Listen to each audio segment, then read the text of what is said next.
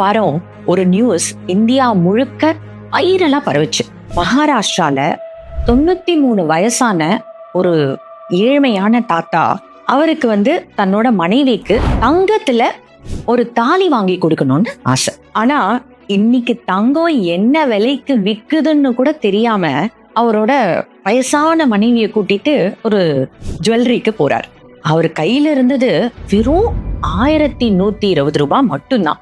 இத கவனிச்ச அந்த கடையோட உரிமையாளர், ஐயா நீங்க வச்சிருக்கிற பணம் தாலி வாங்க பத்தாதுன்னு சொல்றாரு. ஐயோ, அப்படின்னா நான் சேர்த்து வச்சிருக்கிற காசெல்லாம் தரேன் அப்படின்னு அவரு ஒரு சுருக்கு பைய எடுக்கிறாரு. அதுல 10 ரூபாய் 20 ரூபாய் நோட்டெல்லாம் எடுத்து கொடுக்கிறாரு பெரியவர்.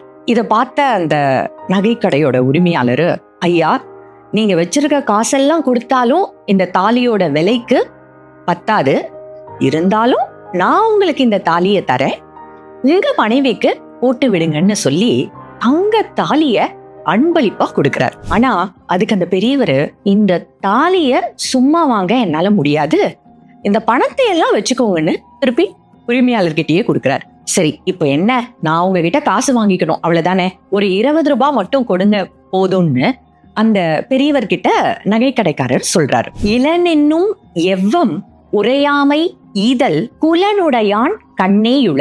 ஒருத்த தனக்கு எதுவுமே இல்ல, நான் ரொம்ப கஷ்டத்துல இருக்கேன் அப்படின்னு சொல்றதுக்கு முன்னாடியே அவனுக்கு உதவுற குணம் இருக்கு இல்லையா, உயர்ந்த குடியில பிறந்தவங்களுக்கு மட்டும்தான் உண்டு அப்படிங்கிறது தான் இந்த குறளினுடைய அர்த்தம். இதுல உயர்குடி அப்படிங்கிறது பண வசதியையோ இல்ல குடும்ப பெருமையையோ இல்ல சாதி பெருமிதத்தையும் சொல்றது இல்ல.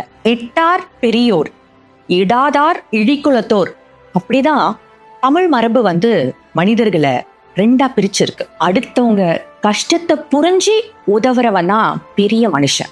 நண்பர்களே, நிறைய பெற்றோர்கள் அவங்களுடைய குழந்தைகளுக்கு திருக்குறளையும் நற்பண்புகளையும் அறிமுகப்படுத்துறதுக்கு நம்ம யான் தமிழ் வீடியோக்கள் உதவுறதா சொல்றாங்க. அது எங்களுக்கு ரொம்பவும் மகிழ்ச்சியா இருக்கு. அதுக்காக தான் இந்த வீடியோக்களை ரொம்ப கவனத்துடனும் அக்கறையுடனும் தயாரிச்சுட்டு வரும். நீங்க கொடுக்கிற பேராதரவுக்கு மிக்க நன்றி. அடுத்த வீடியோவில் உங்களை சந்திக்கிறேன். இணைந்திருங்கள் யான் தமிழுடன். உயர்வாய் அறிவாய். நன்றி.